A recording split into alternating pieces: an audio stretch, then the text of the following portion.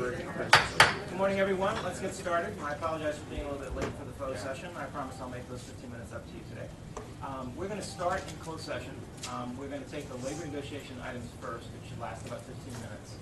We will be in closed session for a total of an hour, coming out promptly at 10. So I would like to start to see if there's any public comment on the items on the agenda today.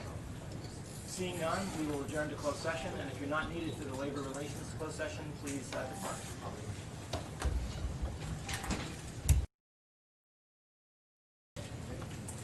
Okay. Good morning, everybody. My apologies to those of you in the audience, electronic and actual, for misestimating our needs for a closed session by about an hour. But we were discussing vital topics to the bar, as will become clear later this morning. So welcome. This is the opportunity for public comment for items that are or are not on the agenda. Is there anybody in the public who wishes to address the board at this time who is present here in San Francisco? Seeing none, is there anybody here who would like to address the board who is on the telephone? Seeing no one seeking an opportunity for public comment, we will move forward with our agenda. The first thing we have on our agenda is minutes. Is there any desire to discuss minutes? Yes. Oh, please call the roll. Yes. Details. Broughton, Chen, Fox, Here. LeBron, here, Lee, Here. Manning, here, Mendoza, here, Cuba, Here. Soleil, Here. Spector, Stallings, Here. Steinbrecher, Here. Stevens. Thank you. First up on our agenda are minutes. Does anybody desire to discuss either the minutes that are in front of us? In which case they are deemed approved. I've got a bit of a laundry list for a report. And the reason I've got such a laundry list is that there's an awful lot of good work going on that doesn't always come to the board's attention, and quite frankly doesn't always come to the public's attention. And so one of my purposes in these reports is to make sure that you know what's going on and to highlight some things so that the public knows what's going on. First, as you know, we select a chair and a vice chair of this board in a different manner than we have in the past. The Supreme Court has the opportunity to make those appointments. Therefore, any of you who has interest in this job starting on September 15th, but who's counting, or in Jason's job on the same day as chair or vice chair of the board, should inform the court via Karen Fujisaki, the Chief Justice's policy aide on these matters, of your interest by letter. Do we have a deadline for those letters? No. There's no deadline set, but it's effectively this summer. So if that's of interest to you, you should communicate your interest. So on some financial good news, we have had, despite real challenges in changes at the bar, separation of sections and the like, we got a completely clean audit, as was discussed yesterday. Our audit chairs and vice chair are working closely with our finance staff to grow the audit function into a compliance role, tracking the many recommendations that have come from no fewer than 12 studies that we performed of the bar in the past 3 years, tracking our audit findings, both fiscal audits and state audits, and the other legal mandates of the bar. So that work is ongoing. We are recruiting a chief financial officer. We are very grateful for the work that our interim financial officer is doing for us, but we are testing the patience of his family. So that recruitment is underway, and we should have a decision for the board soon. That's Leah's appointment, but we will inform you later. A cluster of initiatives internal to the management of the bar. We've been studying the workload assigned to our various units, and at this moment we haven't completed that report yet. We have completed for that. OCTC State Bar Clarification. And the bottom line of that report is that at this moment we're able to reduce some commitments to the court staffing. So we've had some lateral transitions out of that staff to, again, free up resources for OCTC. And we continue to believe that we need to identify more resources to add staff to OCTC in order to manage our public protection mission effectively. So that confirms what we thought we knew, and we will continue working in that direction. The malpractice working group is up and running. It's formed some subcommittees and doing its good work. We encourage the public to participate in their deliberations so that when we make our report to the legislature about this idea of mandating malpractice insurance or other ways to protect clients from the possibility of professional errors, that report will have those full perspectives. That report's due next spring, I believe. The Appendix I process is underway. You heard 2 reports on it yesterday that have some overlap between them. What we didn't spend so much time talking about yesterday, but is worth noting, is the amount of, so we say behind the scenes work that's underway to give meaning to the Appendix I review of the sub-entities of the bar. I am grateful to Joanna's participation and the support of our staff. We've had very constructive dialogue with the leaders of the Access to Justice Commission. There's a dialogue underway with the Council on Access and Fairness, and we will be touching in with each of our sub-entities to make sure we've heard their perspective before the board makes the decisions that it will be called on to make.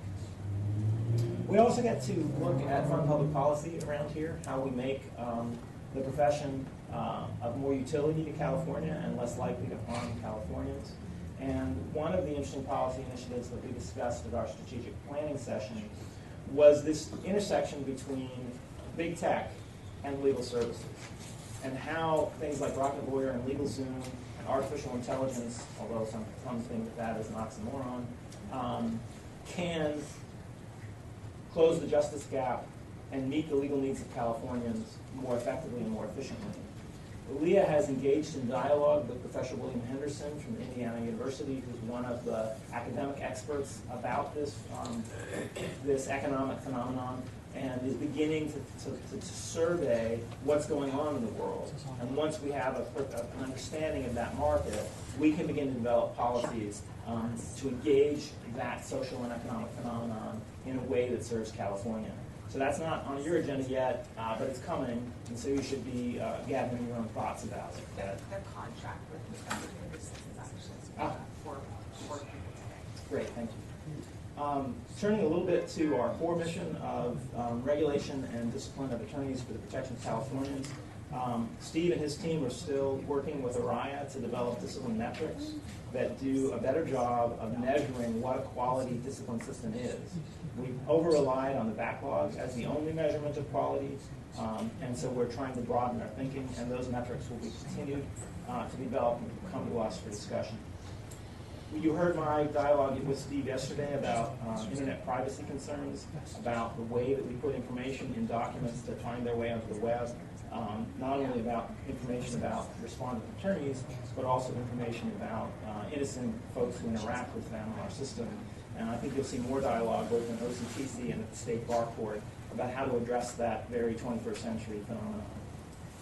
We have become very clear in our understanding of leaders of the bar that we cannot meet our mission with the amount of funding that is provided to us. That there's going to need to be a fee increase, and there's going to need to be a substantial fee increase. The Special Master's report, in his final report to the court about his oversight of our finances, made very clear that we cannot continue to fund regulation of lawyers at a meaningful fraction below what we spend to regulate doctors.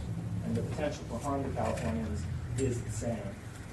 There's an important dialogue that we have with the legislature about that need for resources. They've got to take the politically brave vote to ask for more money for our work. We will have some dialogue this year about how we can study our finances and our use of the resources we have in a way that will create confidence that we're managing our resources well and can be entrusted with more. So that dialogue will continue. Because of what's going on in the broader society around us, Steve and his team have found it necessary to emphasize our commitment to prosecuting those who engage in the unauthorized practice of the law. It's particularly important that we take a leadership role on that issue in the immigration context because of what's going on in the world around us. Although if you look at the statistics, unauthorized practice of law is actually weighted in other areas. It's not, the immigration portion is not the heaviest part of our caseload, but it is near and dear to our hearts, and we're focusing on it. We have enhanced our ability to serve Californians in all the languages that they seek. We're printing our materials in, I believe, 6 languages now. The 6 that the census suggests are most commonly spoken in California. And we are using contract services to provide interpretation in all the languages that we confront. I believe the LA Superior Court does business in 232 languages every day. And that's the community we serve too. And we are getting better at serving them in their own languages. We have visited detention centers operated by Immigration and Customs Enforcement to make that community aware of the services that we offer and to do a better job of protecting them from overreaching by those who are lawyers or those who merely claim to be. We're making good progress on implementing our case management system, which should transform the world that OCTC operates in and enhance the efficiency of our court as well.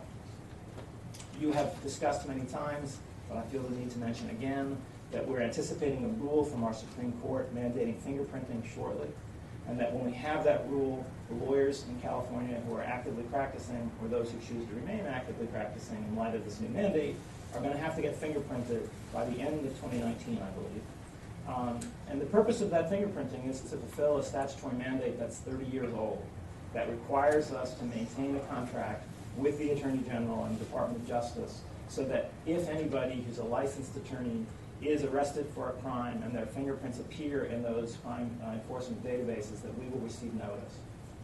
If you compare the reporting to the bar of criminal convictions, which the rules of professional conduct require to be reported to the bar, with the level of reporting that the medical industry regulator experiences, where they have been contracting for fingerprint notification, there's something between 3,000 and 9,000 missing crime reports.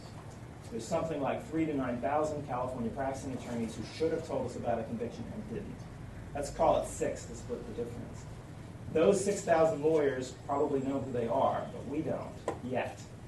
When we accomplish the fingerprinting mandate, we will know who they are, and we will be engaging with them about their failure to tell us. I will say, not on behalf of OCTC, for whom I'm unauthorized and unwilling to speak, that people are likely to be better off coming forward on their own than waiting for us to find them. I will continue to bang that drum. There's some reason to believe that my speechifying about it and the assistance that the press has provided is showing an uptick in self-reporting to the unit of our OCTC team that receives those reports. I'd like to encourage more of that. You heard yesterday that the rules of professional conduct have been issued by the court. They take effect in November, and you heard a report from Randy DeFantorum about the good work that his team is doing in the Office of Professional Competence to provide training for 180,000 practicing lawyers in California about what the new rules mean, and quite frankly, what the new rules don't mean. The substance really hasn't changed all that much. The numbering system has, and some of the peripheral principles have. But the essence of what the rules require remains. But we have 180,000 regulated lawyers who need to be educated about what has changed between now and November, and we're going to be rolling out some useful tools for people to do that with. You are aware that we offer a lawyer's assistance program to assist lawyers who have substance abuse and alcohol and mental health issues that are affecting their ability to practice competently and to avoid harm to their clients. You may also be aware that there are other freestanding nonprofits that do good work in this space as well. There is language that was approved by the Assembly Judiciary Committee in the fee bill for the coming year that will require $1 of the $10 per year per lawyer that we receive, call it $200,000, to be contracted out to a freestanding nonprofit that offers peer support services to folks who are in recovery or need to be. We will see, I expect that to become in the bill when the governor signs it later this summer. It will take effect in January. We will probably be contracting with an entity soon to engage in that work. Personally, I think that's a good thing because they offer a degree of confidentiality and a degree of anonymity, and they're not the enforcement agency as we are, and therefore enhance the effectiveness of that vital service.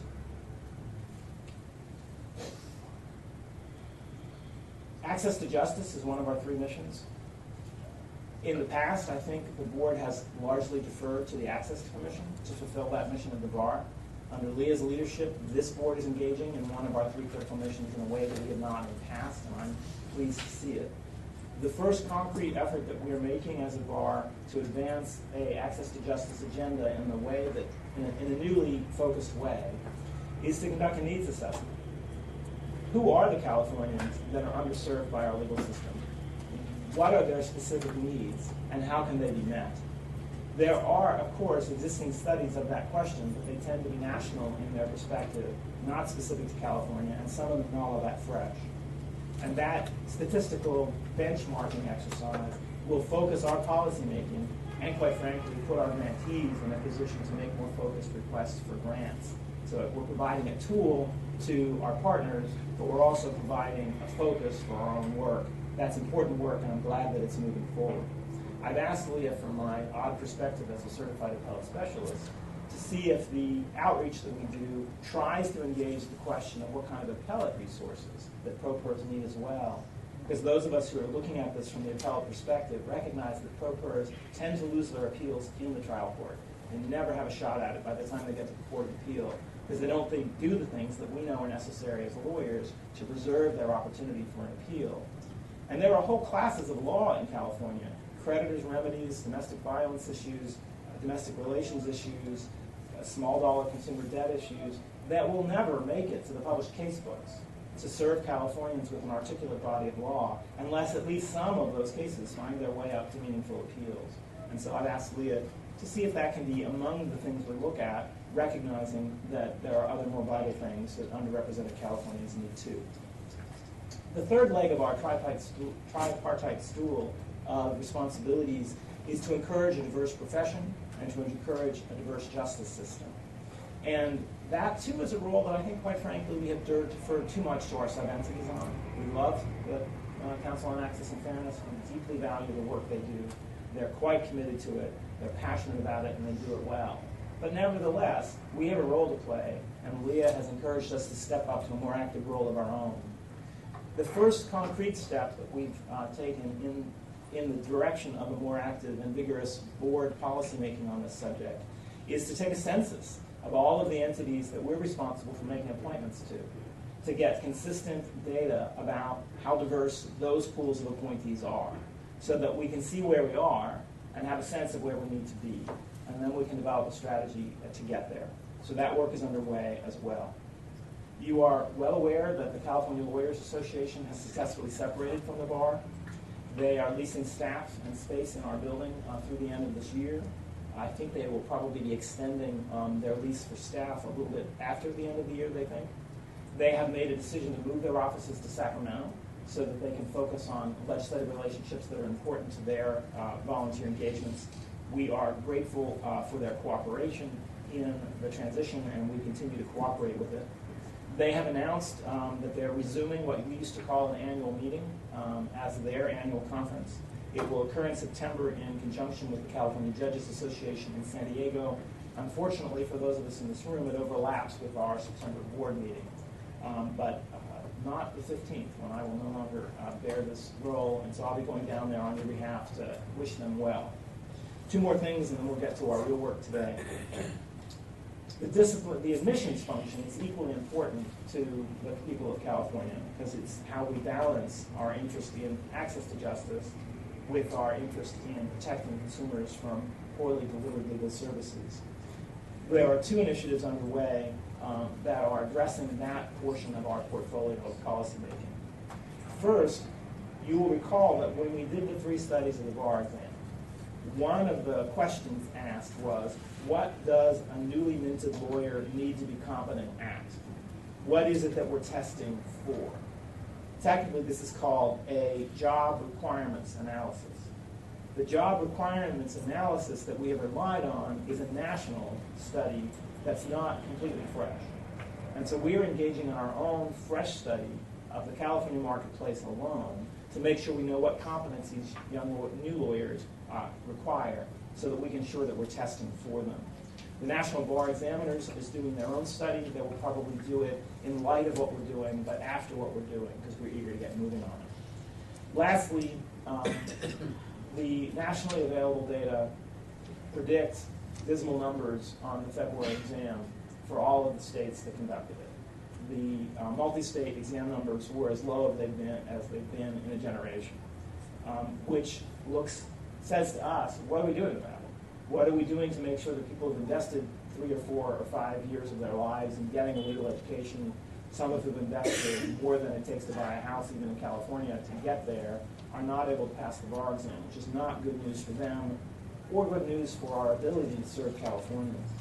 So we have engaged in something called the Productive Mindset Intervention, which we heard a little bit about yesterday, in which, with the support of academics from 3 distinguished universities, we are providing internet-based psychological interventions for those folks studying for the July bar exam who sign up for it, to give them the psychological support they need to overcome the imposter syndrome, that idea that many folks from diverse communities have that they don't belong here because they don't look like the lawyers they see on television. That sense that all of us have when studying for the bar exam, that maybe we're not good enough, smart enough, and maybe people don't like us.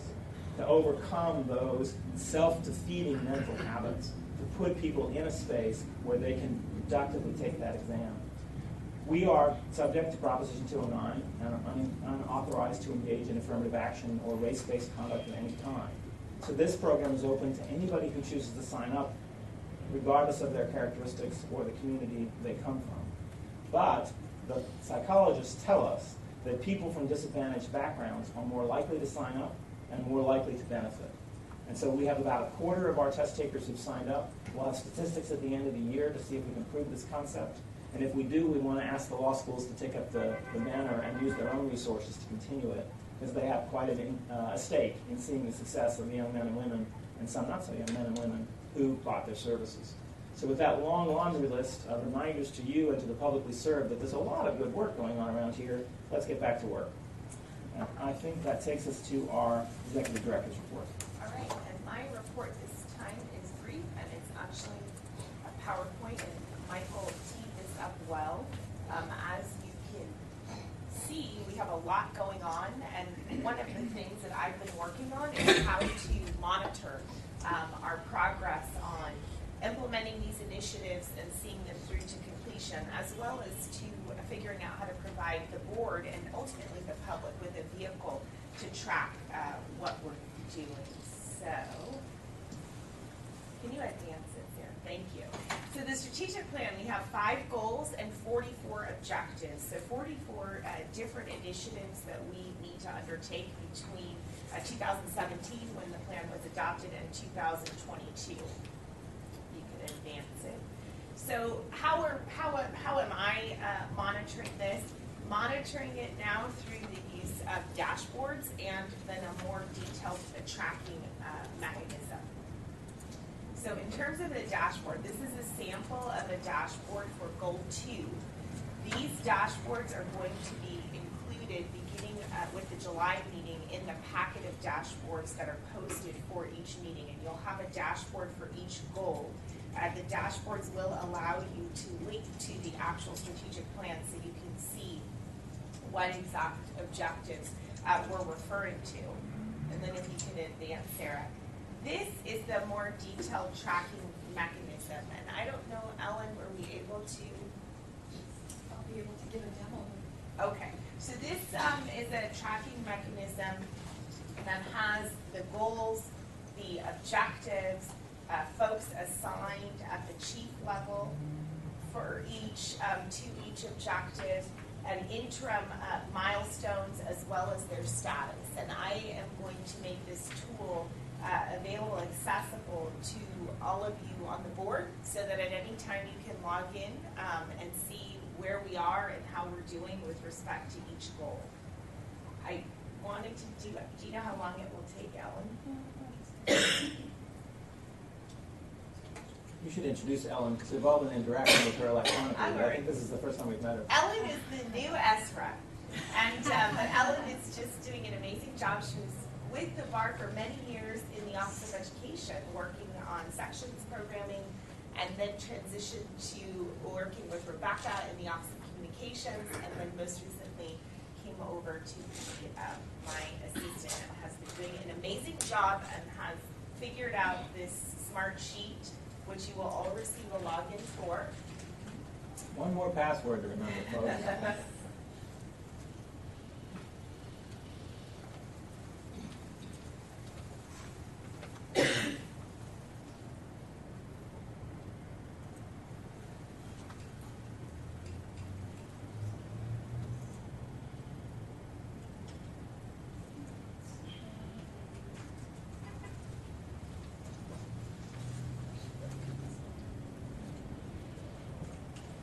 takes a minute to.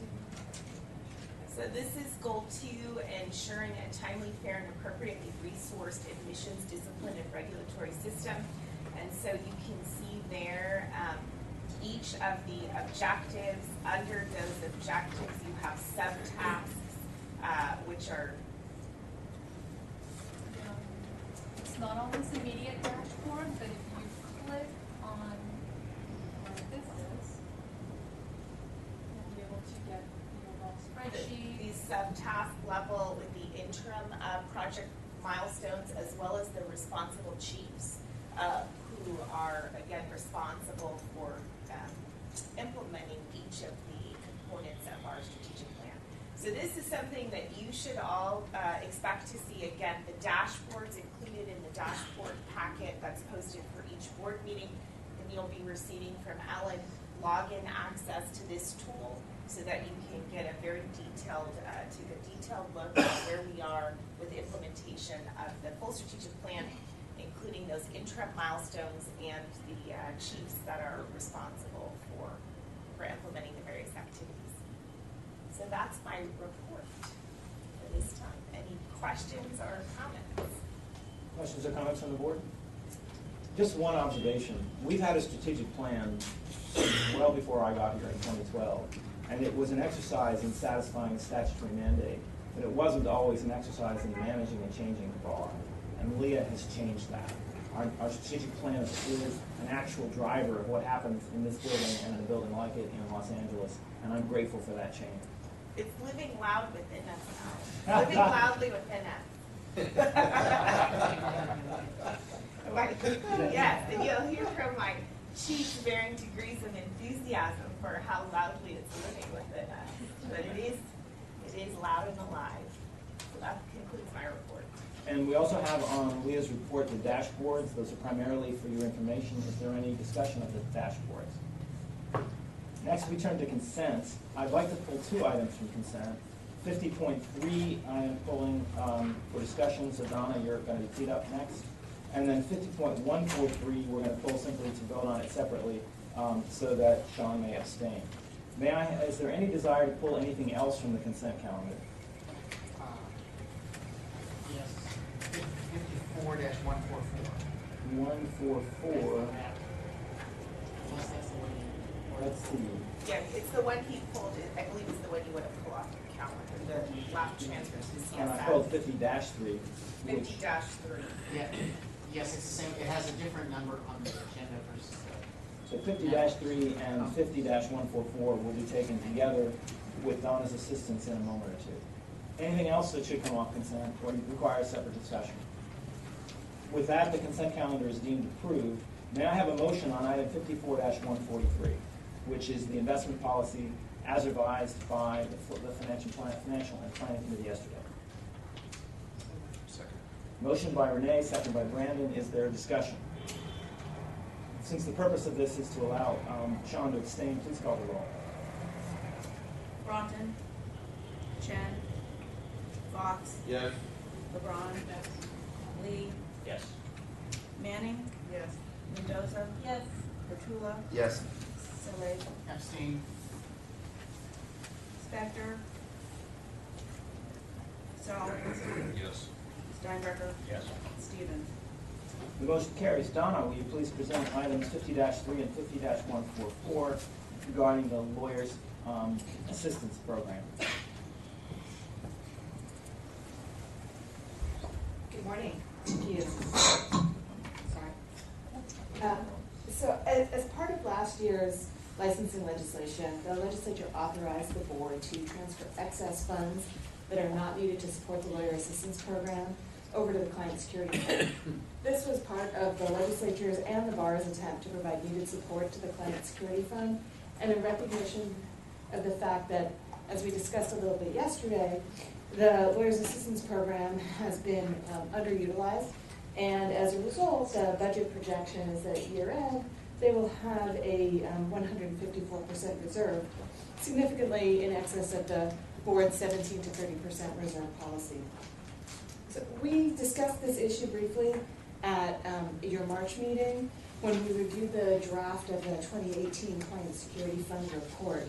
And we talked about the list of options that the board could consider to increase the funds that would be available to the Client Security Fund to assist them in making more timely payouts to clients who suffered a financial loss due to the misconduct of their attorneys. Now, as part of the statutory authorization that the legislature enacted that was effective this past January, the legislature directed that the funds only be transferred, provided that the excess funds only be transferred provided that there are sufficient funds available to fully support LAP. So in March, the LAP Oversight Committee met and adopted a recommended policy for board consideration to effectuate the statutory authorization. So essentially what they did was try to define what were excess funds and what were sufficient funds available to support LAP.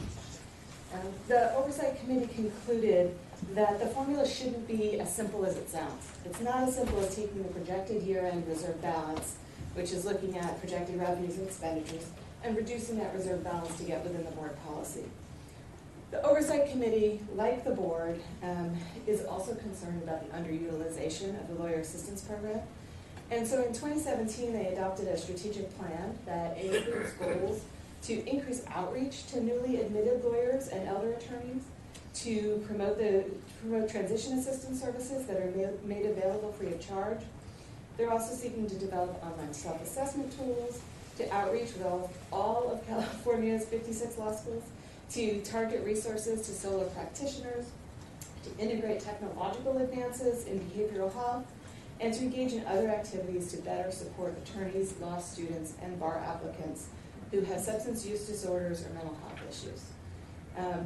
The current budget projections for the Lawyer Assistance Program include funding for 2 additional staff resources to assist in these efforts. But what it doesn't include is an estimate of the costs to implement these objectives.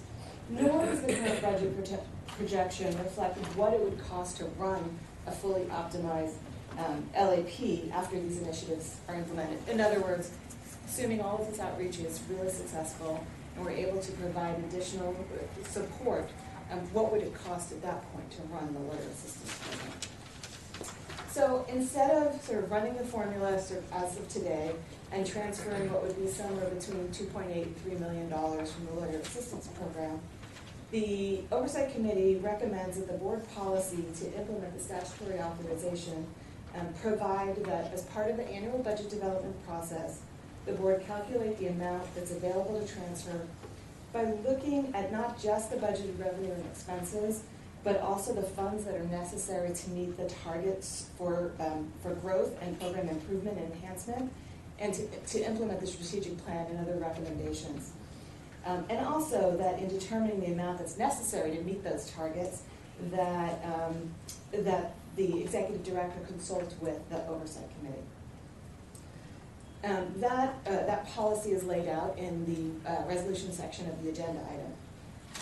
Now, to implement that policy, and because of what it fears are many unknowns currently, including how much that fully optimized Lawyer Assistance Program would cost, whether the extent of the annual revenue to the LAP that could decrease based on the language in this year's fee bill, as Michael talked about, to redirect $1 of every $10 assessment on active attorneys, as well as the outcome of the Appendix I review, which is really looking broadly at, what is the role of LAP in the bar? Is the bar the appropriate host for the voluntary LAP program? So as a result of all of those unknowns, the Oversight Committee is recommending that despite this policy, that no funds actually be transferred from LAP until they can get sort of a better sense of answers to those unknown questions. So the date that they had identified was to not transfer any funds until after December 31st, 2020. So as the agenda item before you notes, however, in light of the reaction that the legislature had to the list of possible options to increase the available resources for the Client Security Fund, and that reaction is expressed in the Assembly Judiciary Committee analysis of the annual fee legislation. As a result of that and the fact that the LAP reserve balance has remained at such a high level, along with the obvious need for funding for the Client Security Fund, The board may wish to implement the Oversight Committee's recommended policy earlier than December 31st, 2020, and for 2018 may desire to redirect at least a small amount of LAP excess funds to the Client Security Fund. So, Sean, We pulled this at your request, Sean, we want to start the discussion. Sure. So, to be honest, I'm not sure I'm totally understanding this. Can you tell me if we were to adopt this resolution, this new reserve calculation, and then at the end of the year, transfer anything that exceeds the reserve policy, what would that transfer be at the end of this year? So at the end of this year, if we were just looking at the reserve policy and budgeted expenditures and budgeted revenue, be transferring between $2.8 and $3 million. Staff did a preliminary calculation of the costs to implement some of the new, some of the recommendations in the strategic plan, and that preliminary estimate on the high end was about $240,000. So if you were to do the calculation the way the policy lays out, that would leave about $2.6 million, a little less than $2.6 million to transfer to the Client Security Fund. That would leave the Lawyers Assistance Program without any funds to, for example, if as part of the Appendix I review there were a discussion about moving part of the LAP to create a standalone nonprofit entity, there would certainly be costs that would be required to start that up, and that funding would no longer be there. Also, as I mentioned, assuming all of the outreach becomes successful, we don't know what the ongoing costs of the program would be. They have historically, which is how the reserve built up historically, the expenditures have been less than the revenue that's been coming in. So Sean, let me jump in because I think I get the source of your confusion, which is the confusion in part with which we put these on the various agendas. 54-144, Reserve Policy Revision regarding Client Security Fund and Lawyer Assistance Program funds. That agenda item sought the board's approval, or seeks the board's approval, to make an amendment to the reserve policy with respect to the calculation of the CSF required reserve. So that's that. With respect to LAP, that agenda item simply points out the fact that LAP reserve, the reserve balance, is well in excess of the 30% cap that the board has established. That agenda item does not seek to make any changes to the reserve policy with respect to LAP. Then 50-3 is addressing this issue of the fact that now we have the authority to transfer excess reserves from the LAP to the Client Security Fund. We need to establish a policy whereby the board will annually consider those transfers. So that's the policy you have before you. And in addition, the board needs to make a decision at this time as to whether or not you want to transfer any of the excess reserves to the Client Security Fund. And as Donna illustrates, the Oversight Committee's request is that no funds be transferred for 2 years, essentially. She's laid out, and certainly we are well aware if there are reasons, including the very significant needs in the Client Security Fund, why the board may choose to effectuate a transfer of some amount at this time. So hopefully that helps. It does, thank you. And I created the confusion because my concern is from item 50-3, and I didn't realize there were 2 items on lap. So 54-144 doesn't seem of concern. So I take that as a motion to approve item 50-144. Do I have a second? Second. Is there any further discussion? Jason? Just one question. I recall during my first year on board that we did do a transfer to the Client Security Fund that we later had to reverse because it was contrary to certain policies. So I just want to make sure that what we're doing now is... The C-bill last year included language to expressly create that authority. Okay. So we got penalized for it, and then there was a thought that perhaps it was a good idea. So it was implemented this year. Just want to make sure So, we did you get- don't run afoul of what we did The last time. motion was Sean, and who gave the second? No, I didn't. Joanna, got it. I interpreted your comment. Is there further discussion of this item? May I substitute the roll call? Okay, item 50-3. I think we ought to take this in two steps. Did I abstain on the last vote? Yeah, so you have to do the vote. Call the roll, please. Broughton. Chen. Fox. Yes. LeBron. Yes. Lee. Yes. Manning. Yes. Mendoza. Yes. Portula. Yes. Saleh. Yes. Spector. Stallings. Yes. Steinbrecher. Yes. Stevens. So what I suggest we do on 50-3 is take this in two steps. Let's first adopt the policy, which I think is non-controversial, and then discuss whether we want to set aside any money this year. May I have a motion on the policy? Joanna made the motion, Debbie made the second. Any further discussion? May I substitute the last complete roll I have call? a question. Yes, sir. This is part of the source of my confusion. So if I'm understanding, maybe I'm misunderstanding Donna, but if we adopt this resolution today, that would cause us to be in a position to be transferring to something like $2.6 million at the end of the year. This but policy then- alone will affect no transfer. To effect a transfer, the board has to separately act. Is that right, Donna? So the policy says it's part of the annual budget development process. So frankly, that wouldn't happen until next year. Now, what you can do is, the LEP Oversight Committee was asking that the date of effectuation of that policy be for the 2021 budget. What would make sense, what you could do is put a date for effectuation of that policy. But I would also note that our annual budget development process does include budget amendments throughout the year. So the policy just simply says, this is the policy that would be incorporated into our budget policies and procedures manual.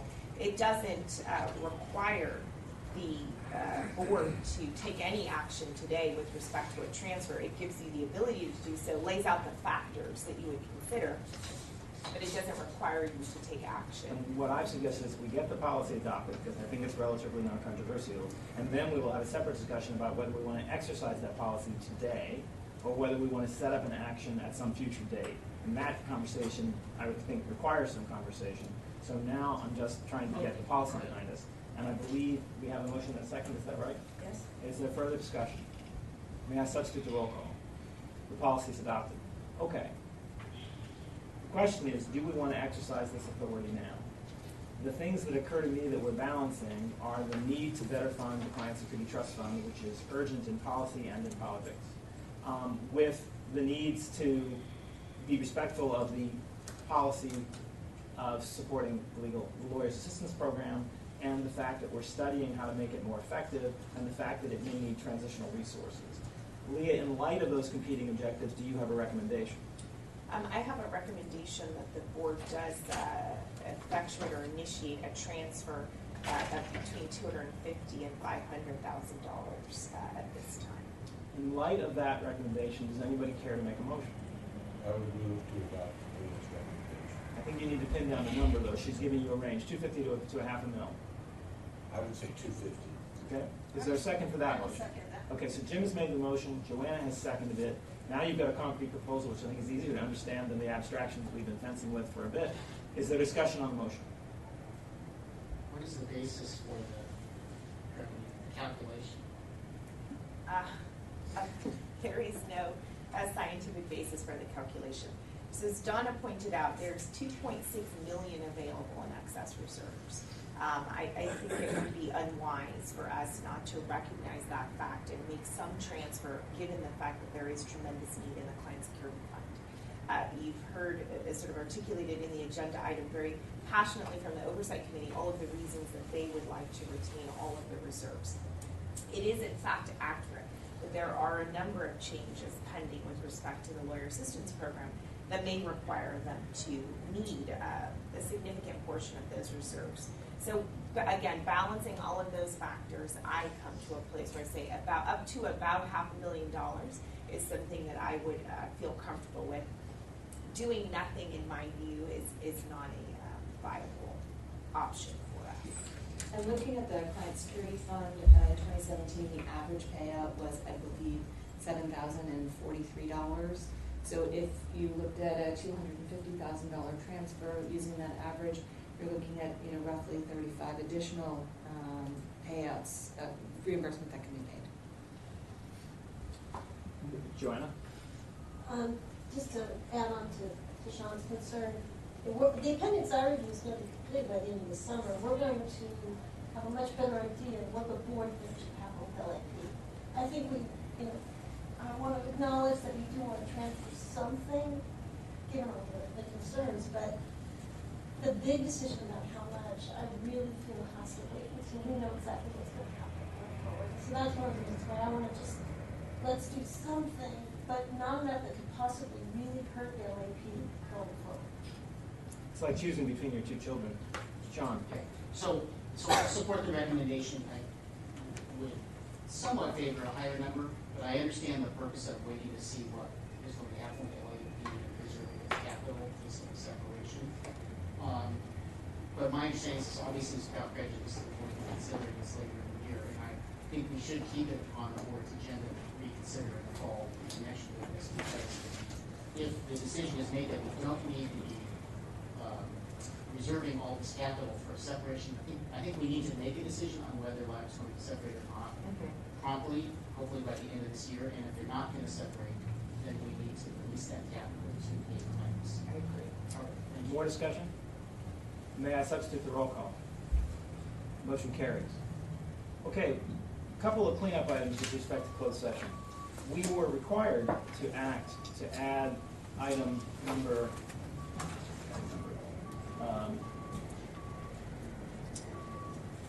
item number 7006 regarding the Chief Trial Counsel was not on the originally posted agenda.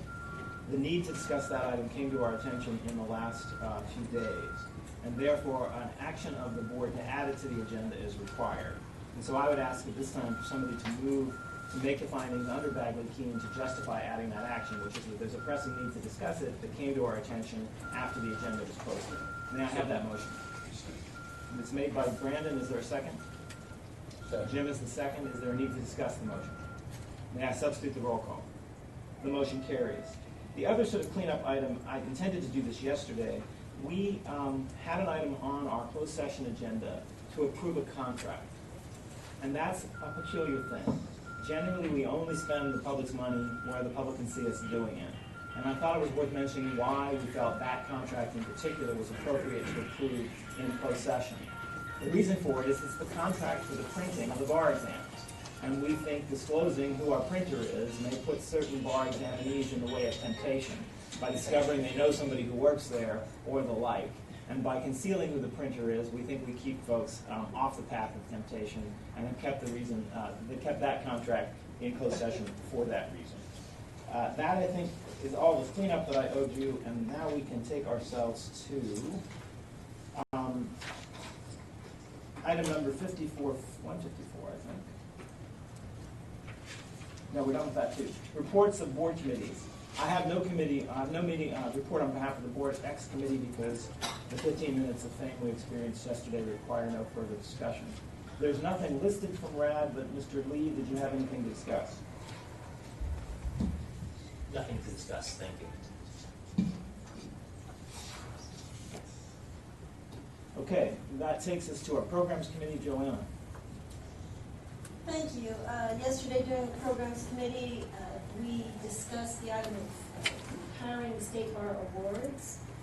It was agreed by the committee that we would, Sarah's going to pull up the revised resolution that we passed yesterday, but the idea is that we will be retiring the awards once it's determined, the staff is determined as a willing organization able to accept those awards going forward.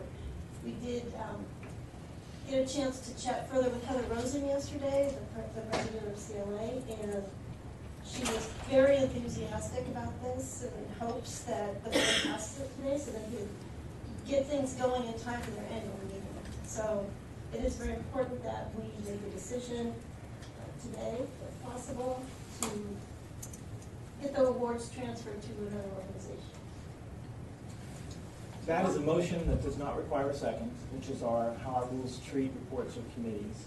I would like to share with you some views that we received by email yesterday from Judge Brenda Harbin Fort of the Alameda County Superior Court, who is a vice chair of the State Bar's Council on Access and Fairness. And what Judge Harbin Fort has to say is that she believes that COAF should be consulted before the awards that it has granted in the past and might like to keep granting are transferred to the California Lawyers Association or another group. She also asked that we defer decision today in order to allow that consultation to take place. My advice to you is, yes, on the first request, that we should consult with COAF in the process of making this transition. But I would encourage you not to grant the second. So I think if the awards are to be granted at the CLA conference with a respectful audience and decent hors d'oeuvres at the CLA conference in September, CLA needs to know sooner than our June meeting that they need to get ready to do that. So I think this needs to happen fairly quickly, but the consultation with COAF that's requested is also appropriate, and we can do that too. Mr. Fox. Yeah, about 2 years, a year and a half or 2 years ago, I was contacted by Justice Epstein from the Second District Court of Appeal, who was urging the State Bar not to eliminate the Whitcomb Award. He was a prior recipient. He felt that it was important that the bar continue to present that.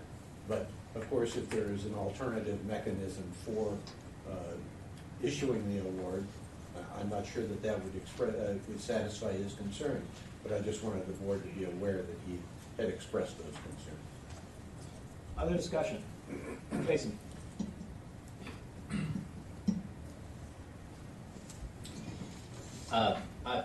I'm not in support of this proposal. And I've been wondering why this has been occupying so much of my own mental bandwidth as well as the board's attention. And I think it primarily surrounds the idea that we've embarked on this process of reviewing all the sub-entities of the bar and doing substantial reform. And I think the awards represent a part of that process. And I think Richard's PowerPoint on Appendix I incorporated the idea of whether the bar should be granting awards. So I think it's premature. I'm committed to completing the Appendix I process, whether it results in some sub-entities being removed or retained. And I think as a result, those awards will either be kept or will be carried by those subcommittees to another organization. So that's sort of my process thinking. Substantively, I think one of the premises of not doing the awards is that regulatory agencies don't do awards. And I just think that's not true. Having worked for a regulatory agency and having multiple contacts with law enforcement agencies and other regulatory agencies, they routinely give awards. And the reason why is because it's an important way to model and highlight beneficial behavior. And all the awards being highlighted today as being eliminated are all quite consistent with our public protection mission. They involve diversity, inclusion, and access to justice. And they're also quite important for relationships between public agencies and private industry, because I think it forges a more permanent bond between the two that I think result in very positive results. And also, I didn't participate in yesterday's discussion. I thought it was a very good one, so that's why my remarks are a little longer. Because I'm also mindful of the resources. I mean, I view them as sort of fixed costs. We're not writing a check. These are personnel time. A large part of the labor is already borne by the volunteers on the sub-entity. And finally, I'm getting information that CLA is not committed to taking all the awards, only some of them. So I'm a little concerned that even if we did approve, that not all the awards would be transferred over and be eligible for that annual meeting that I think Michael is referencing. So thank you. In response to Jason's comments, I will note that the resolution itself specifically was changed yesterday to address that concern about whether or not we could get the awards transferred to another organization. And I'm hopeful that the way it's been changed addresses that concern for you. If for some reason, despite Heather's enthusiasm, they are not all accepted, they won't be transferred. We still will have to deal with them somehow according to the way this is drafted. I see the awards as something separate from the sub-entity review because it's a policy decision that this board needs to make that would apply to essentially all of its sub-entities, whether or not we should be giving awards. I respect your opinion and I disagree as a whether or not we should be doing it, especially if those are being transferred to another entity. We're a licensing agency, and we're talking about awards that are only going to lawyers, those who we regulate. And I think as long as that great behavior is going to be rewarded by another organization, another statewide organization, we're taking care of the encouraging the right type of conduct that you're talking about just by means of awards. But I think our time, our effort, our resources are much better spent with regards to diversity, access to justice, and similar matters in ways other than providing awards. I think we could come up with much more creative, more effective ways of doing that. So I think that it sends a very important message to the potential recipients. It eliminates some of the confusion about what this organization is if we have them given by somebody else. And it makes this more of the new state law we're trying to achieve. Isn't Brandon? I think so often attorneys are characterized by the bad things they do, and I see this as a way of highlighting attorneys who are doing incredible things in their community, and not just to get an award, but because lawyers do help people in their darkest hours. And this is a chance for our organization to continue that rich tradition, to continue to be the heart and soul of the legal community, and to recognize those who do tremendous good in the community. So I trust CLA to take that up, and I'm appreciative that they will, but I don't think that we should get out of this. More discussion? I usually try to stay out of the board's policy debates to be a more effective chairperson, but I'm going to make an exception for this one because I think there's a range of pressures on us that touch on this issue. I think we need to be very clear that we are staying on the wagon, so to speak, with respect to what former trade association habits. And this is viewed rightly or wrongly in some quarters as a trade association function. My own sense is that there's the old saw, if a tree falls in the forest and no one's there to hear it, did it matter? If you give somebody an award in silence and it collects dust in their office in silence, you didn't accomplish the purpose. The purpose of the award is to publicly celebrate the behaviors that you want to encourage. We no longer have a particularly fit occasion to celebrate people's accomplishments. Yes, our meetings are webcasts, and I'm grateful for those who actually listen. But the CLA is in a position to throw a party with 3,000 people in attendance. What was so powerful about the diversity awards was the nice reception that drew hundreds of enthusiastic people to see who was getting them this year. And the reality is the status quo is the awards have been shelved. We're not doing them. And so the options that practically in front of us today are don't do them for another year, or see that they come back to life in the hands of somebody who can create that public celebration of the behaviors. So my own sense is that we ought to do this, given the amendments we made yesterday, to make sure that none of these awards is orphaned. Unless there's more discussion, I would suggest we call the roll. Please do. Broughton. Chen. Fox. Yes. LeBron. Yes. Lee. No. Manning. Yes. Mendoza. Yes. Portula. Yes. Saleh. It's not missing. He's missing. Spector. Stallings. No. Steinbrecher. Yes. Stevens. Not with us. The motion carries 6-2. Thank you. My suggestion is that I'm going to try to get you ahead here by 1 o'clock. So why don't we take a break now, grab lunch, come back, we'll do a working lunch. Some of the items on our agenda are reports that we can defer to another meeting, but we can get the real business done, I think, in the next hour if we're efficient.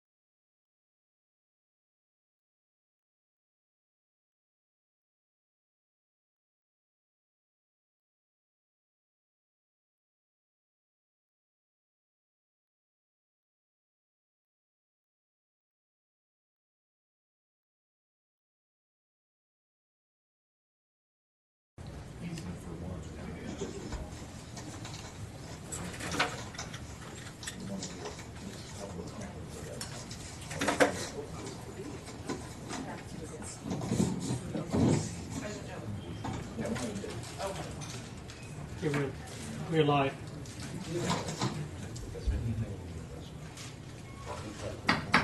Okay, we're back in session after a brief break to get lunch.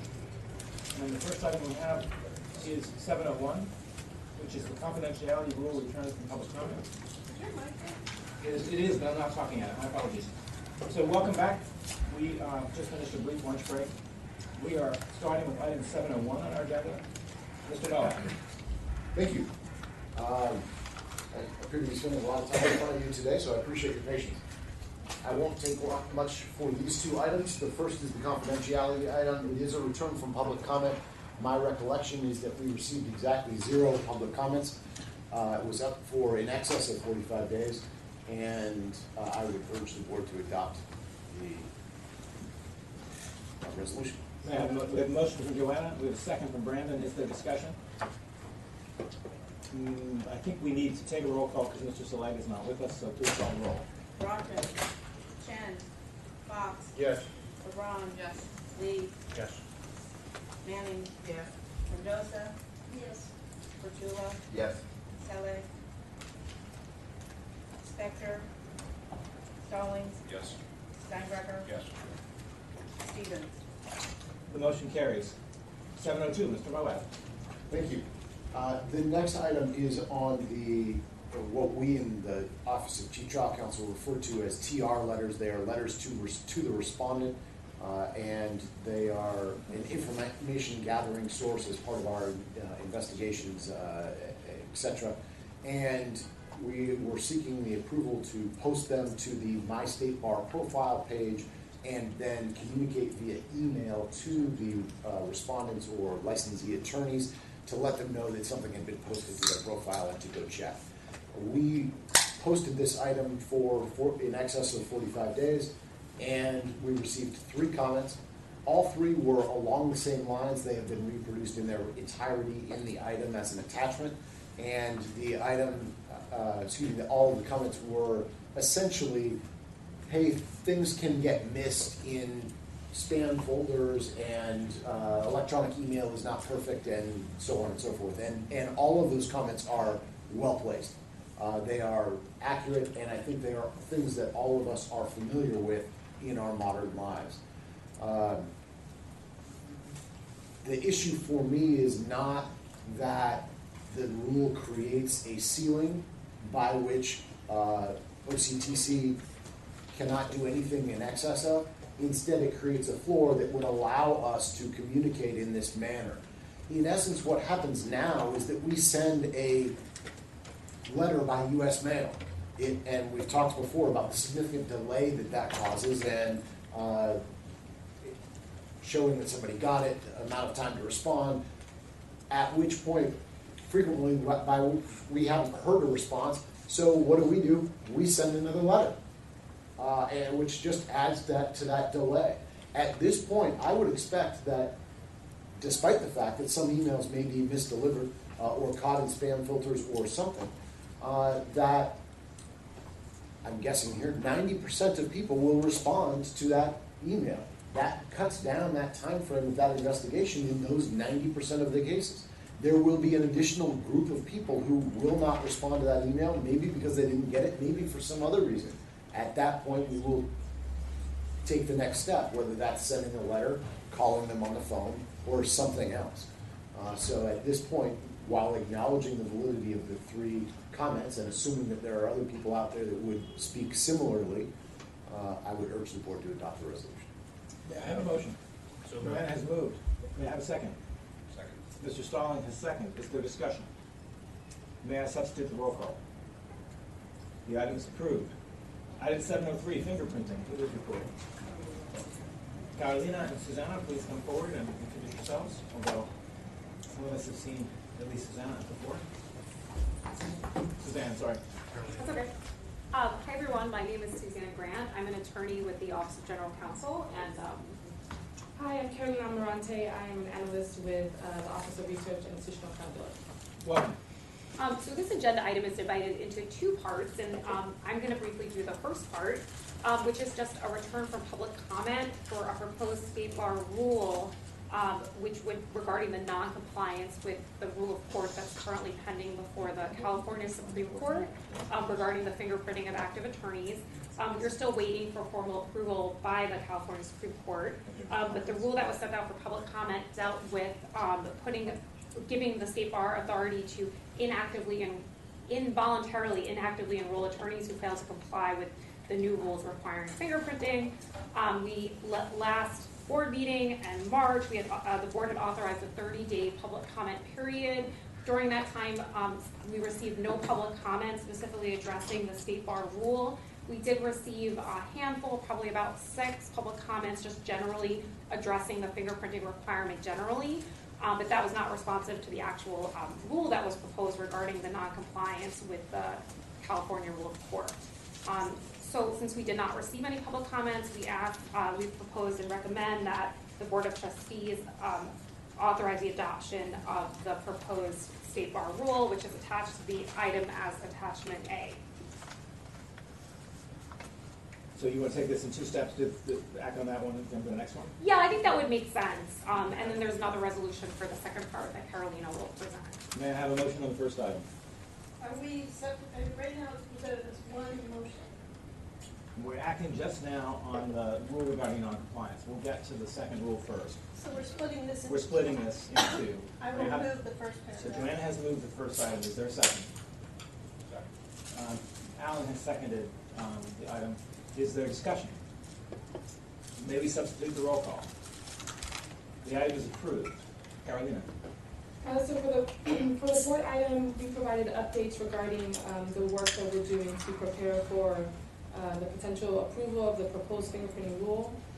This has been a multi-department effort where we've been aggressively working to ensure that the procedures are in place for effective and efficient implementation of the fingerprint rule, to which we are developing detailed instructions that would inform out-of-state, in-state, as well as overseas attorneys as to how to satisfy the fingerprint rule requirements.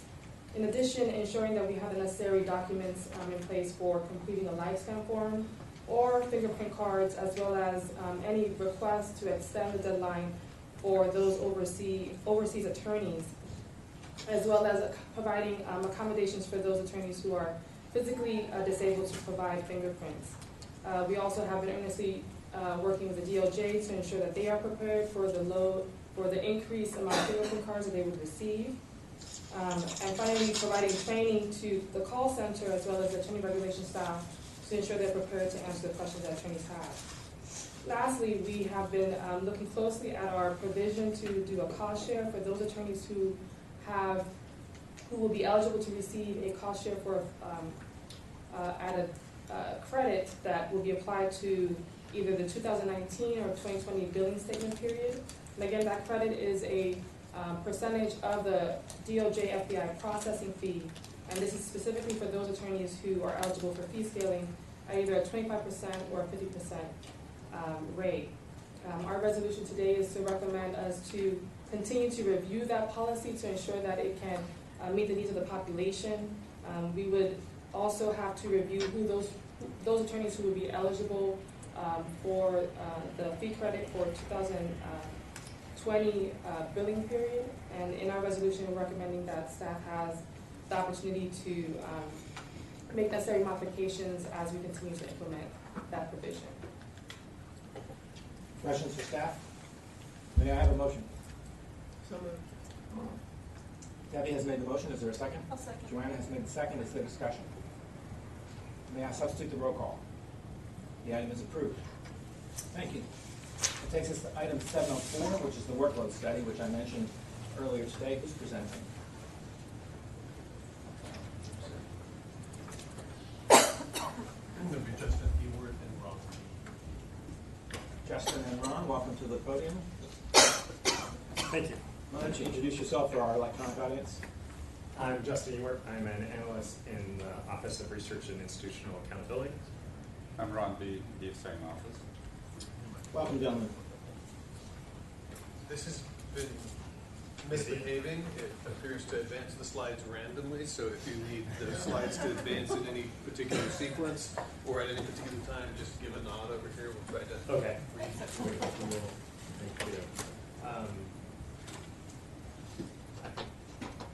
Okay, well, I do the workload study, so I'm just gonna nod here. It's best practices, you know, hospitals do patient to doctor ratios and nurse ratios to patient ratios, and so it would be good practice. But we've also had directives from our oversight entities. The 2015 audit requested that we do a workload study. The 2016 fee bill required that we do a workload study, classification and compensation study, spending plan report, and backlog report.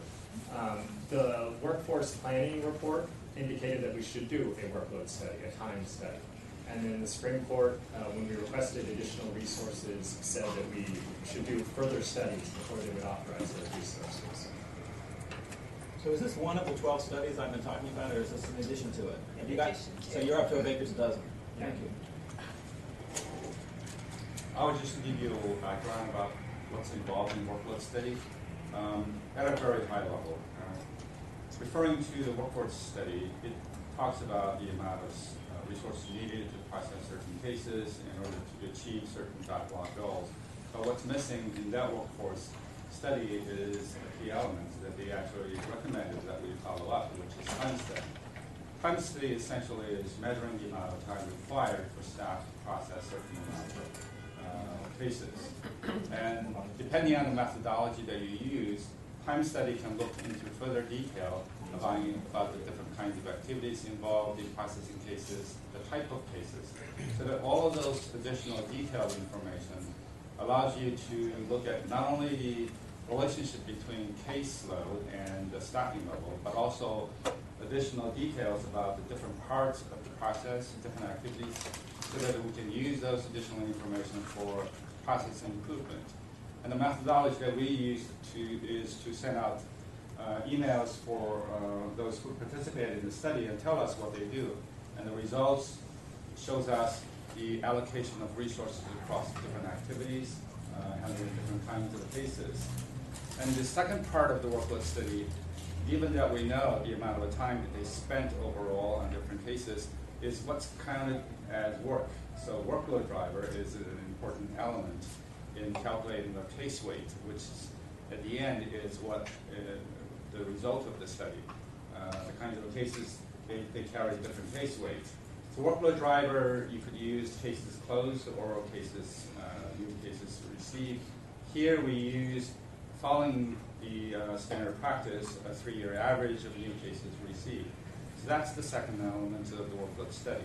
The third one is all of the steps about, just to give you the information about as-is situation, how many cases you have and what's the staffing level. It doesn't tell you what's desired level in order to do a good job in processing cases in an efficient and effective manner. The second part usually goes through what we call a Delphi session, where we present the data from the time study, and then subject matter experts or staff participating in the study validate the data and tell us where in some of the activities or the amount of time they spent should or could be adjusted, just adjusted upward in order to account for some of the deficiency in resources, or adjusted downward to gain some efficiency. So that process typically follows the completion of the data collection, and at the end, with the Delphi or some other, which we relied on, not entirely on Delphi, moved from as-is calculation of case weights to the staffing level needed. And then Justin will present the as-is, all of the results we got from the study. So the as-is, this is the construction of the case weight. So you get your annual staff time available, which is the number of hours available to work, and then the annual staff time available divided by the cases received. So this is the 3-year average. These are the drivers for OCTC. It is the complaints received, and for probation, it's the probation cases, and then for state park court, it's the filings.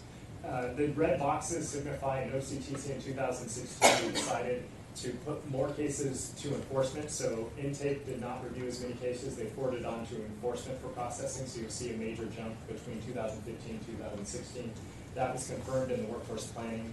And then the probation, there was a big drop in the number of cases in probation due to workforce planning recommendations being implemented, where agreements in lieu of discipline were handed over to OCTC, and then resigning without charges pending.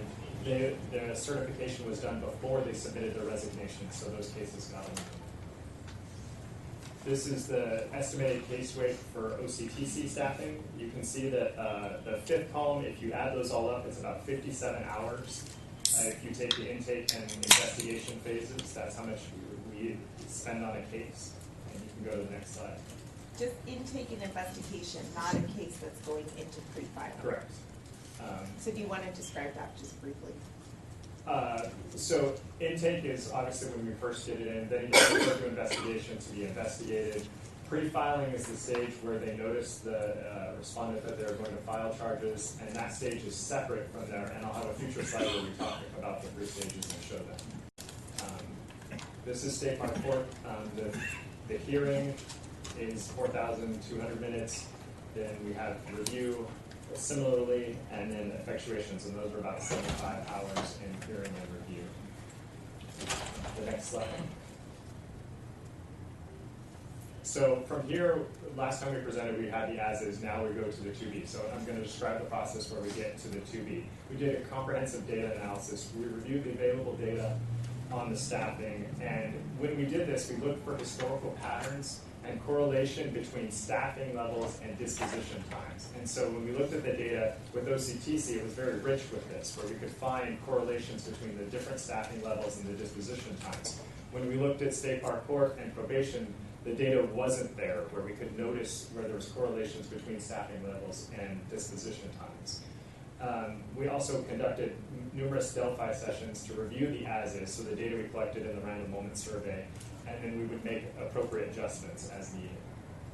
So like I said, where we focused our data analysis was on OCTC, because that's where we found the information. So with OCTC, this is where this has, from 2010 to 2017, the median disposition times for those various phases. So the bottom one is 2017. You'll see the blue is the intake, where the median is 20 days. The red is the investigation phase, and so that phase is 157 days. And then the green is the pre-filing, and the green phase is 262 days. You'll notice that there's a red line that kind of cuts through. It starts at the top at about 180 days. That's our backlog deadline. So you'll notice that the pre-filing extends well beyond the backlog deadline. We looked at the pre-filing stage and the staff, and we couldn't really find a correlation between those two things. But with the investigation phase, we looked and we did find a correlation. And the reason that we focused on the investigation phase is, number one, when looking at that, in the intake phase, that's 16,000 cases. So it looks small on there, but you got to imagine it's 16,000 cases. When you go down into the investigation phase, you still have 6,000 cases. When you get to pre-filing, you get between 800 and 1,000 cases. So when we looked at it, it was the most number of cases, and we could find that that's where we could make it, the data suggested a correlation between staffing levels and disposition time. So that's why we focused on the investigation part. So just to re-emphasize here, this data shows us very clearly that for cases that ultimately get filed in State Park Court, they're already in backlog status as they move out of the investigation phase. And so this is a really nice sort of pictorial representation of that. But as Justin indicated, it's a very small percentage of cases that are actually in that green bar there. And note that those are cases, not respondents. So keep that.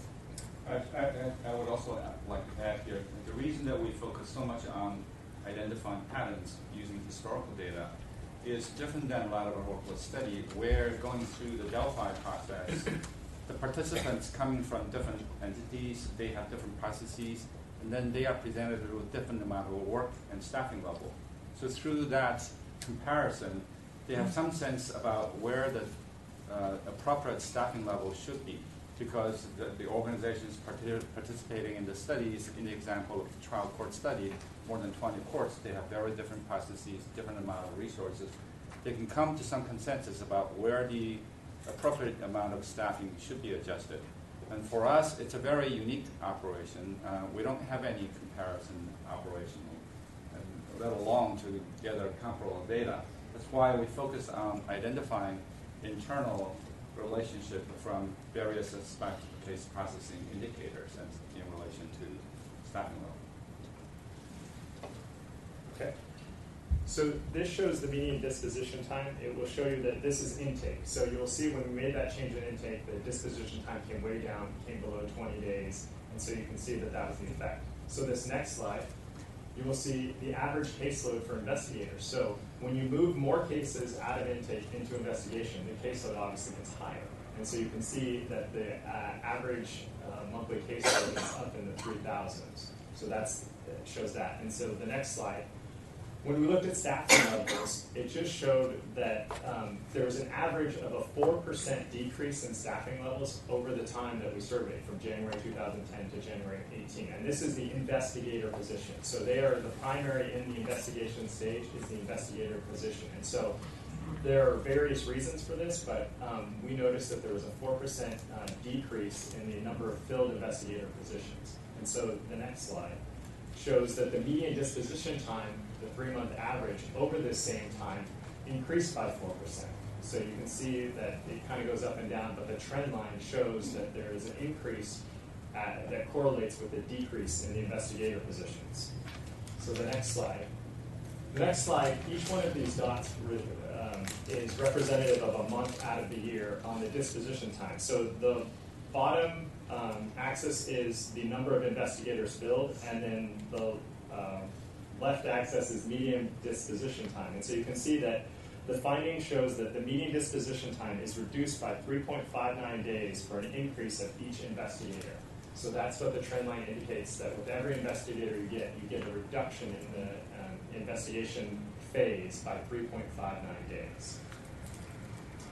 So from case rate to caseload, we had to conduct Delphi sessions. And so when we took this data and took these findings to the subject matter experts, we wanted to discuss various things like the volume of new cases received, case mix, the time required, the staffing level and experience, and turnover ratio. And then we also wanted to do this all in reference to backlog, because that's something that we were focused on. So the OCTC Delphi sessions, here are some of the findings we found in the OCTC Delphi sessions. There's a steep learning curve for new investigators. It is a very specific job, and so the training is pretty high. And so someone that coming in will take about 6 to 10 months to get up to full speed. And so until they get up to full speed, they have a reduced caseload. So when you think about the overall filled positions, OCTC over the study period had about a 10% turnover rate. So when you think you got, if you 10% of your investigators, they can't carry a full caseload at any given time. The changes in the process impact investigation caseload, so that's what I showed by the previous slides. The high caseloads, so when the caseloads are too high in investigations, they just can maintain the cases. They're responding to several different complaining witnesses, respondents, and yet they can't move forward cases. They're just triaging. And then some of the structure to the new teams, we said there was some acclimation to, and certain cases will always end up in backlog. Those that are very complex have lots of financial records. There's many reasons. The State Park Court Delphi sessions, although the number of cases in hearing is reduced, that's due to the defaults going away. The contested cases are about the same. So in talking with them, even though their numbers are down, they indicated that the workload is relatively the same. That was in hearing. And effectuations spends most of their time on cases. This was just kind of a finding that even though the survey indicated a little bit different when we talked to the Delphi, when we had to talk to the people, they indicated that the survey may not have captured it accurately. So when we resurvey them, we expect that to change. And then we also noted that they have minimum staffing levels because they are a small scale operation. There's only 34 staff, and so to keep those courts open, that's something that we have to think about. The next one, probation. As we indicated before, the cases were reduced due to workforce planning recommendations, and they said type of respondent, if it's very litigious, can cause lots of workload. And CMS is impacting their staff. I think they almost have one full-time person working on CMS. So next, 2B. in OCTC, one more. These are two scenarios for estimating staffing need for OCTC. So the budgeted positions of investigators, since we have the most data on investigators, the budgeted positions are 67. So scenario 1 increases the investigators by 5 investigators. The reduction of the median investigation disposition time, that other graph where you said 3.59 days, would go from 160 days down to 100 days. And the 90th percentile time reduced would go from 272 days down to 161 days. So that's if we added 5 investigators. We would anticipate that. For scenario 2, we add 15 investigators from the budgeted positions. I will remark that at the time of the study, it was 57 filled position of investigators. So the budgeted, we have since Steve has done a good job at hiring investigators. Last time I checked, I think we had 65 out of the 67 hired. But when we actually conducted the survey, it was 57. So 82 investigators, that could reduce the median investigation time from 160 days to 60 days. The next slide will show this in a graph form. So this is the same information, but you can see the dramatic reduction of the median disposition time through those charts. The current is the left, the scenario 1, and then scenario 2. You can see that it has a dramatic impact on the cases that take the longest. So that's the 95th percentile, the green cases. It goes all the way down from 404 to 96. And so it's those extra resources really affect those really long-term cases. So let's just go back. So one of the things that we have to decide, Justin or Ron is going to get to this at the end. This ultimately, the workload study results will be incorporated into our overall analysis of how much of a fee increase we need. So this decision between scenario 1 and scenario 2 will be quantified and reflected in our request for a fee increase, which of course is likely to be the subject of our 2019 state performance audit. So we have to make a decision here about which way we want to go. If you'll recall the slide that showed the times for the various phases in OCTC, pre-filing, intake, investigation, pre-filing, you'll remember that by the time we get to pre-filing, we are always already in backlog status. What these numbers tell us is under scenario 1, where there would be an add of 7 investigator positions, 5 investigator positions over what's currently budgeted.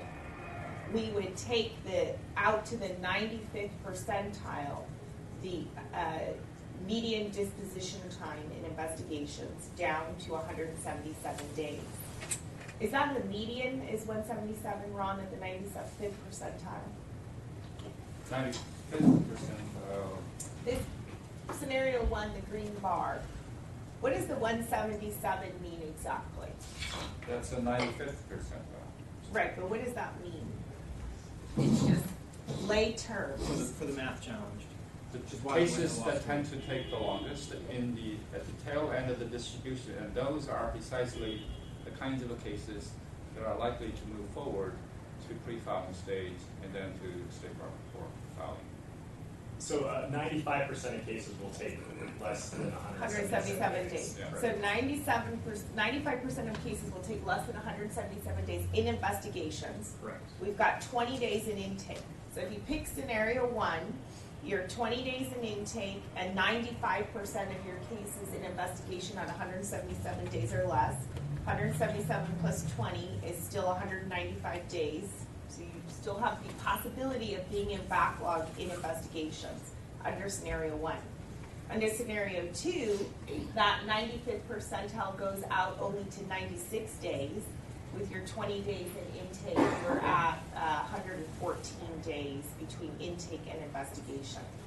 So that's the real kind of practical difference between these two scenarios, and ultimately, not today, but we will have to make a decision about which one we're going to model for our fee increase request. So go ahead, Justin. Okay. Since obviously just hiring investigators isn't practical, we are in teams, and so to build out, since we have the information on investigators, we use those as the anchor to build out the rest of the staffing requests, and so we use staffing ratios. So currently, for every investigator, there's 1.4 attorneys, there's 0.27 paralegals, 0.25 legal secretaries, and then 0.93 administrative staff. So this shows you that if we use the investigators to build up the rest of the team, this is the ratio that we're using. The next slide.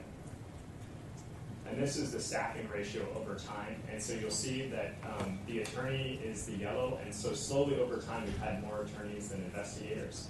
And each of these is a plot throughout the year, so the range throughout the year is what that line will show, and the block is where a big grouping of the staffing levels are. But you'll see that over time, our legal secretaries and administrative staff have been very stable, whereas our investigators over the months and attorneys have not been as stable. Next slide. So this shows the build out of the two scenarios. Scenario one is down the middle, so it's 72 investigators, 101 attorneys. This would be budgeted, so an additional 7 attorneys, an additional paralegal, legal secretary, and then 5 additional support staff. So that's basically an increase of 7% on the budgeted positions. Scenario 2 increases the investigators by 15, increases the attorneys by 21, and then makes subsequent increases all the way down. And that's a 22% increase from the 2018 budgeted positions. So it's a big difference once you put it onto the whole team. The next slide shows the cost. So if you increase, this is just the staffing and benefits cost, and this is plotted at the midpoint of salaries. So scenario 1 is an additional 19 positions, which would be about 2.5 million. Scenario 2 is an additional 58 positions, which would be 7.6 million. The next slide is State Bar Court, and Ron's going to. As I mentioned earlier, one of the key elements in the study is trying to identify comparisons that we can move from as is to should be. We relied on analysis of the historical patterns for LCPC to get there. And State Bar Court, we had a 2014 study using similar methodology that has the same elements, the amount of time staff spent doing different work activities, workload drivers, part of the model in that 2014 study. And then they had an estimated case weight using a similar kind of methodology, pretty much the same formula. So using the result from 2014 study, this is the results, the key elements, findings from 2014 study. So where you have number of cases as the workload driver, you have the minutes, that's all of the staff participating in the study, and then the relationship between the two, they have a case weight calculated. Using this information as a comparison to the current study, we're able to identify the differences in the caseload, possible differences in staffing level, and case weight differences. What does that mean in terms of moving from as is to should be? Next slide.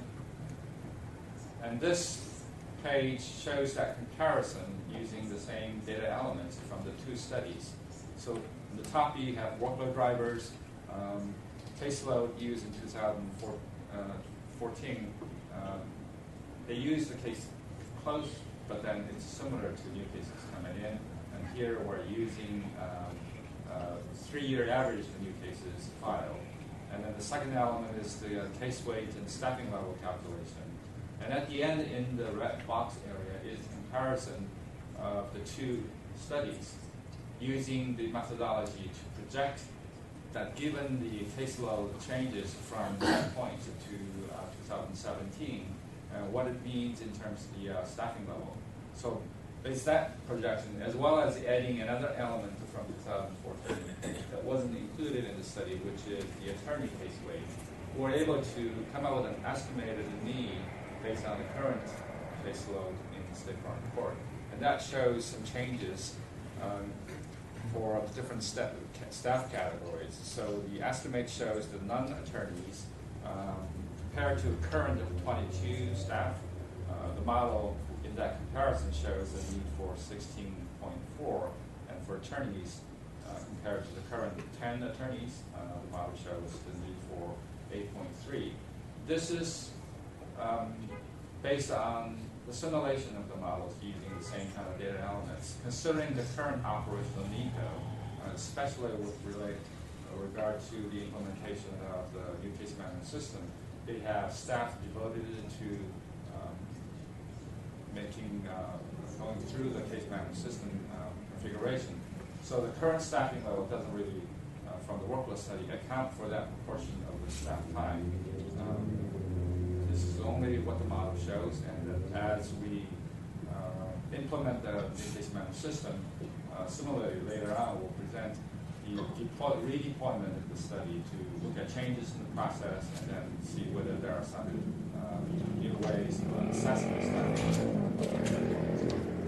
So, just important for the board to know, the filings in State Park Court, as you can see from that top line, have gone down 23%. Well, this is, one's looking at cases closed and one's looking at filings, but I can tell you the filings have gone down quite a bit over the last few years. And so these results are not surprising because there have not been parallel reductions in staff in State Park Court. I think Tony and folks at State Park Court are really concerned about the idea that we would have significant staff reductions, particularly on the non-attorney side. As Michael mentioned, Tony was really effective in initiating some reductions on the attorney side in anticipation of these results. But on the non-attorney side, there is a feeling that we need to remain as staff at least through the implementation of CMS. And that's not just the go live date, but the full implementation of CMS.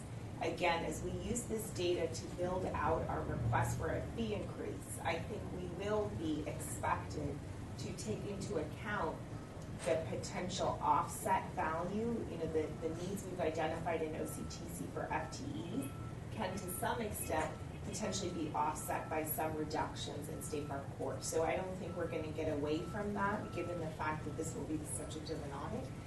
But this is the way that we would have been thinking about using the data. The question I would have about that in particular is, to what extent do we think the low filing level in the State Bar Court is temporary? And do we anticipate those filing levels to climb in the future? If we do anticipate they may climb in the future, and addressing our backlog, I think, will require that they climb in the future.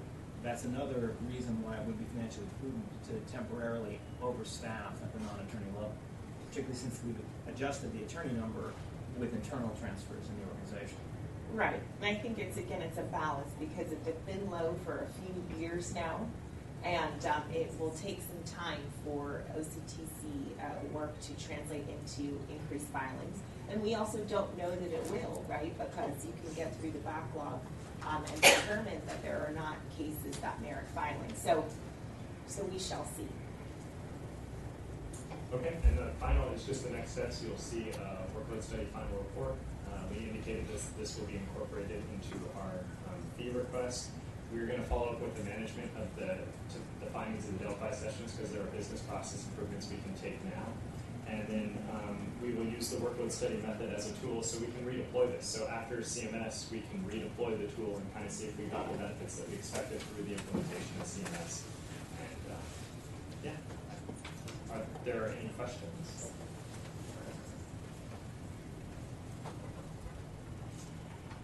This is not an action item, but nor is it unimportant. And it's a big driver of our fiscal and management responsibilities as we go forward. This will not be your last opportunity to weigh this report and to give thought to it. The next most significant opportunity will be when we develop a budget next year and when we develop our position in dialogue with the legislature about a fee increase for next year. Having said that this is mere prologue, is there discussion of this report? I'm still planning to have you out of here by 1. I think we're going to accomplish one more report today. And we'll save the other reports rather than rush through them because they are substantive and meaty. So is there discussion of this report or questions you'd like to pose to the ORIA team before we deliberate them? Gentlemen, you are free.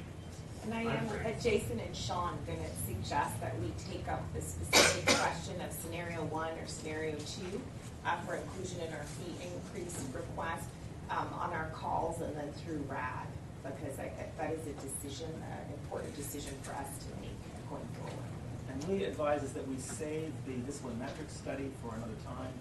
We're on a break today. And we're going to go to the Odyssey Case Management System demonstration as our last item of business today. So Adam, you're on. Tim and Kevin, can you do that in 11 minutes or less? Sure. All right. Good afternoon. Welcome, gentlemen. And introduce yourselves for our implied electronic audience. Hatem Kalik, Director of Office of Research and Institutional Accountability. And Kevin Harper, Interim Chief Financial Officer.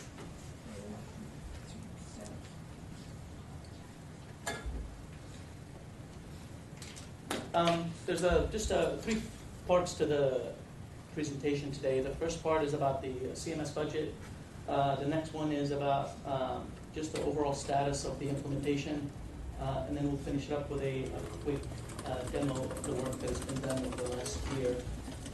Kevin is going to talk a little bit about the budget. So I just wanted to update you all on how we're doing compared to the initial budget that the board approved back in July of 2016. At that time, there was personnel costs of $2.9 million and non-personnel costs of $2.7 million. So you approved a budget, not including indirect costs of $5.6 million. And we are substantially on track for that. If you look at the chart that's in your agenda item, the direct costs are $6.2 million, so it's about $600,000 above the initial budget. That is primarily due to the fact that paperless and imaging capabilities were added into the project. Already included in the budget as a separate project, but rolled into this as being related to this project. And so that is combined in there. And then we had a little bit of personnel savings and a little bit of a contract amendment related to the revised go-live date. And so substantially we're on the budget that you initially approved. Indirect costs, as I said, were not initially included. That's not additional costs, as you know, it's allocation of management and occupancy and other kinds of costs to that project, and those totaled $1.4 million. So although the project shows a variance of almost $2 million from the initial that you approved, like I said, 2/3 of that is indirect costs, the rest are those other items, and those other items have already been budgeted, so there's no need for a budget amendment. So my understanding of what's going on here is that we have recently adopted a policy to require that our overhead allocation take into account substantial IT projects like this one. And so we're catching up with ourselves. When we approved this budget and did the business case for this budget, we had not yet adopted that policy. Now that we have adopted that policy, the two ends need to meet, and this information is coming to you, not for action, but for information. So this is not an oversight, it is change management. Can I ask a question? Please. How does imposing indirect costs on a project not result in double overlap between indirect costs that are already imposed on our IT department and the other personnel that are working on the project? It seems like we're duplicating it.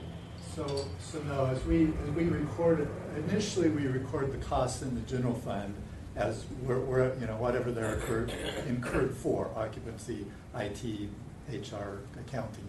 And then in the indirect cost allocation, we take the cost out of the general fund and put it in other projects, other funds. So in fact, the cost goes down in the general fund when we move it to a different part of the organization. Did we not previously spread the indirect costs among departments? Yes, we always have spread them among departments, but there was confusion about whether to spread them to IT projects specifically. And so the state auditor actually had a recommendation for us that we should allocate to IT projects in order to see the full cost of a project rather than just the out-of-pocket cost of a project. So we're following that state auditor recommendation. Further questions or comments for staff on this item? Thank you, gentlemen. No, he's not. Oh, you're not. Yes. Okay, demo to come. Thanks, Kevin. The next part, let's do a quick update on the CMS implementation. Our current timeline, the original timeline was supposed to be for a go live of June, but because of the actual scope and some additional work that is required, the implementation timeline now goes to September, with our intention to go live around September 17th or thereabout. Next slide. Some of the current issues, overall issues and risks that we are working on. There's some legacy data elements that we have not yet found a place for in Odyssey, and the team is working diligently to either come up with workarounds or find a place to put them in Odyssey where it actually allows us to do some reporting. There's some absence in functionality that we have today in legacy that we're still trying to work around. And also there's some limited capabilities, particularly within the forms generation, that it may cause us to lose some efficiency, but we're also doing some workarounds on that as well. Some of the risks we have is that if some of the missing functionality is required for day one, it might have impact on the schedule. We haven't really identified any at this point yet, but it's still a risk.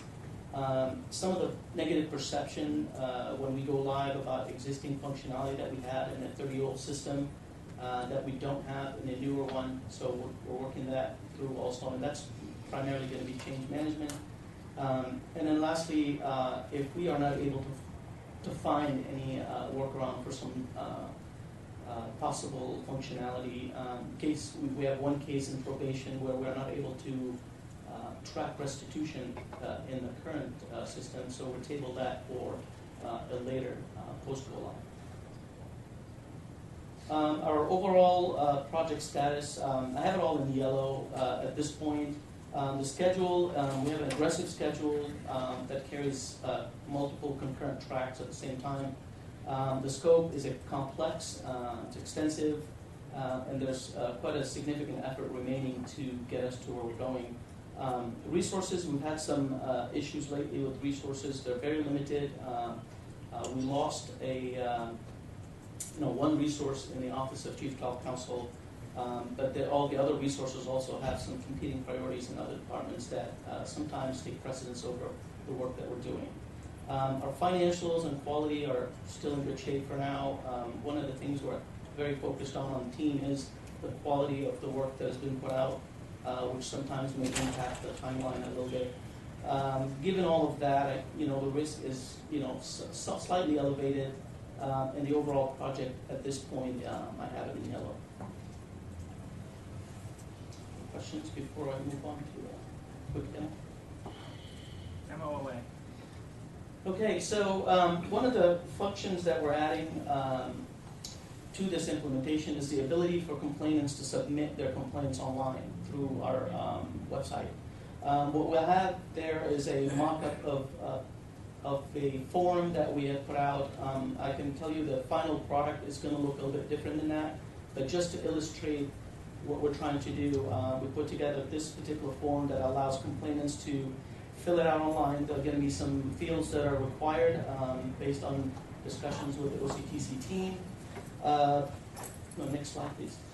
It will also allow you to allow the complainants to attach additional supplemental documents with their filing if they choose to do so. It also gives them the ability to either submit the form online directly to the Office of Chief Trial Counsel, or if they're more comfortable, they can print and email the form as they currently do today. We're still having some discussions with OCTC about the signature and whether that's going to be accepted as a formal signature of the complaint, but that's a separate discussion that is going on right now. So once the complaint is submitted, it is received in the Office of the Chief Trial Counsel. Go next slide, please. The intake department, data entry folks, will actually create the case in Odyssey based on the information that's received, along with all the attached documents that were submitted. Next slide, please. So all the case progression is highly visible at all times. Every event is most of the activities in the new system is going to be driven by events. And one particular functionality that we are added is the status of the case, which really is controlled in the new world by events specifically. So people cannot go in there and change the case without putting the appropriate events, so it gives us a good audit trail on how the case has progressed. Also, in addition, all the documents are going to be housed within the case as well and secure. So users will not have to rely on a physical file to actually do the work. Everything is going to be scanned and appropriately classified in the description. When OCTC is ready or has deemed the case ready to be filed, they can do so electronically from within the application. This particular screen will illustrate, so one case is with a task that said file case within a state bar court. The task itself will contain the respondent's name, the charges, the actual notice of disciplinary charges attached, and any additional comments that they need to provide to State Bar Court for their filing. State Bar Court will receive a task within their hearing department intake queue. Upon review of the actual task and the attached documents, they can decide whether they can accept the filing or return it back to OCTC for corrections. And once they accept it, it will automatically create a case within the State Bar Court system, and at that point the case is officially filed in the court. So that's just a quick overview, and a lot of work has gone on to actually get us to this point, and we still have a lot more to do, but the goal is really to build in all these efficiencies within the system so that the case moves very quickly. The board greatly appreciates the work that you and your team have been doing out there. Thank you. I note that Mr. Jordan must have written a very compelling complaint, because you had it from complaint to NDC in 10 days. No backlog there. You know, I'd like to observe for myself that if we encounter legal obstacles in accepting legally sufficient signatures electronically, that we identify how to overcome those obstacles, even if it requires legislation. The sooner we get this to a fully electronic system, the sooner we better serve our constituents. Because telling people you got to fill out a form in triplicate and sign it in blue and find the right form and put the right number on it and pay a stamp and all the bureaucratic hurdles to getting justice don't help us do our work and don't help the public perceive that we welcome their concerns. So, as I said, if we can't overcome it because there's a legal obstacle, let's measure the ramp and build the ramp over the obstacle. And just for the board to know, Joanne, I know you know this very well, but certainly when I came to the bar, we were in the throes of a crisis with our previous attempt, multi-year failed attempt to launch a CMS for the discipline system. This effort, at least at your level, has gone very smoothly, right? There's been a lot of work, and Hatem has been an amazing project manager of this overall effort. But the difference really has been the leadership that Hatem and his team and his counterparts in IT have brought to the effort. So I really want to thank you and recognize you, Hatem. I don't think the board gets to see all the blood, sweat, and tears that's going into this, and that's the way it should be. So we don't have any crisis to report at, but it's a good opportunity for you all to see a lot of progress is being made and to recognize your good work. So thank you. Okay, before we adjourn, I have an announcement that I'm required to make with respect to our closed session.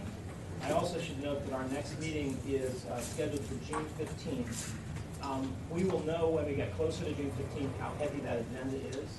At present, it looks to be fairly light, and so therefore it's going to be a telephonic meeting at which you won't be twisting your arms to come to one office to the other. We'll do it a one-day conference call. That could change, so stay tuned, but for now it looks like it'll be a conference call. So the announcement that I'm required to make is that, with regret, I must report that Steve Moad, who has been interim chief trial counsel, who's been chief trial counsel of the State Bar of California for the past year, has asked the board, and the board has agreed, to withdraw his nomination to the Senate Rules Committee for confirmation as the permanent chief trial counsel. The board has appointed the chief deputy trial counsel, Melanie Lawrence, as interim chief trial counsel, effective June 1st. We are very appreciative to Steve and his team for the many changes they've made in the past year. We are grateful to Melanie for her willingness to step up. And with that, we are adjourned.